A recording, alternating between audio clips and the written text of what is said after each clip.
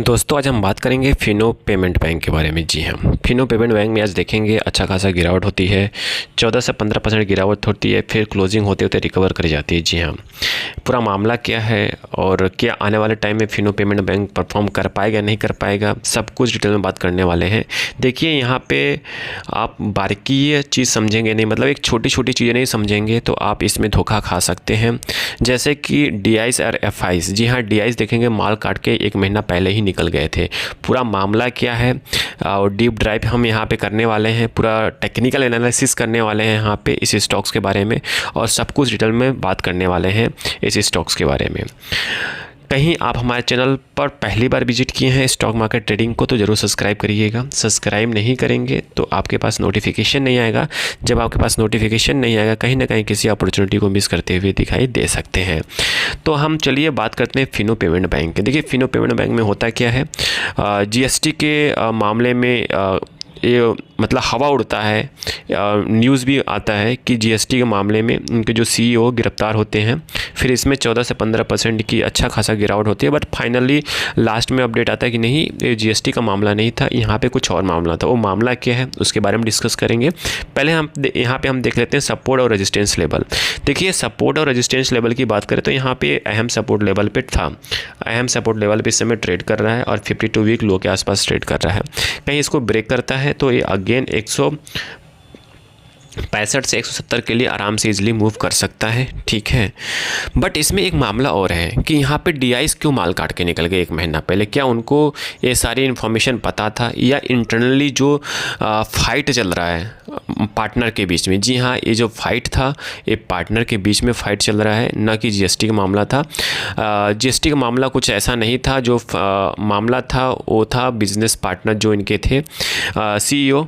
जी हाँ, CEO कौन से CEO थे यहाँ पे, उनके ऋषि गुप्ता जो CEO इनके बिजनेस पार्टनर के बीच में जो कन्फ्लिक्ट चल रहा है उसके वजह से जेल गए थे, ठीक है, न कि GST के थ्रू, ठीक है। तो इससे क्या होता है कि अच्छा खासा गिरावट होती है। फिर जब कंपनी का इन्फॉर्मेशंस आता है, कंपनी का स्टेटमेंट आता है, तो एक क्या करता है फिनो पेमेंट बैंक रिकवर कर जाती है, ठीक है। और यहाँ पे लोगों ने अच्छा पैसा भी बनाया और ट्रेडिंग के थ्रू, ठीक है।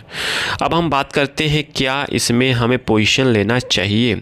देखिए जब दो बिजनेस पार्टनर के बीच में खींचातानी हो या बिज़नेस कन्फ्लिक्ट चल रहा हो तो वहाँ पे हमें पोजीशन नहीं लेना चाहिए, नियम कानून तो यही कहता है। जी हाँ, आप देखेंगे DIs के बारे में भी बात करेंगे। पहले हम थोड़ा सा यहाँ पे और कंपनी के बारे में जानने की कोशिश करते हैं।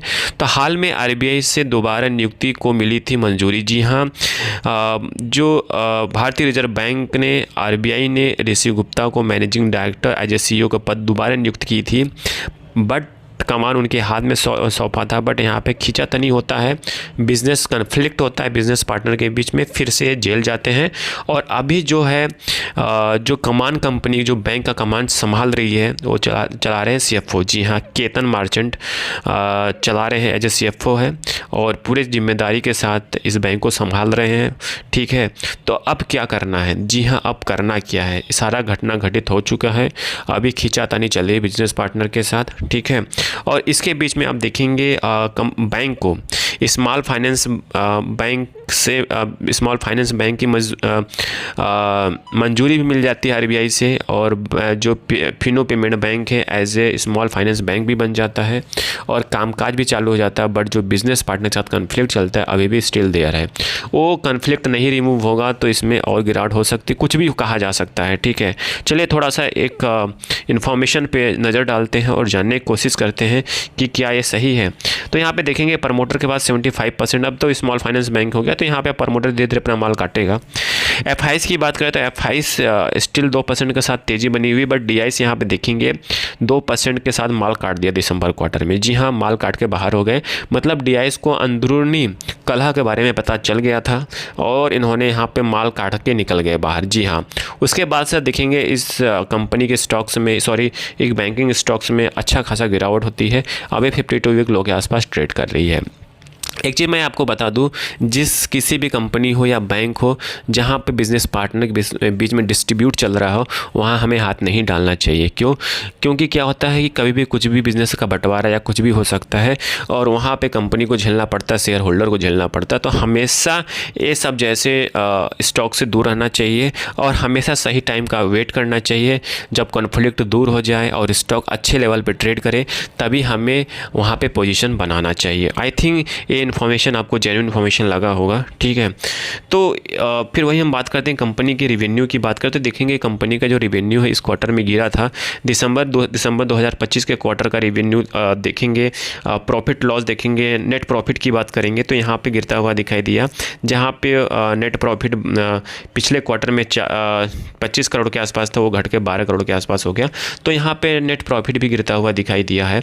मतलब कहने मतलब Q3 रिजल्ट भी देखेंगे या आप यहाँ पे जो प्रमोटर होल्डिंग है वो जो DI से पोजीशन वो भी घटता हुआ दिखाई दे रहा है। तो मतलब और यहाँ पे बिज़नेस पार्टनर के साथ कॉन्फ्लिक्ट होना और जेल जाना तो ये छोटी बात नहीं है, बैंक के लिए बहुत बड़ी बात है।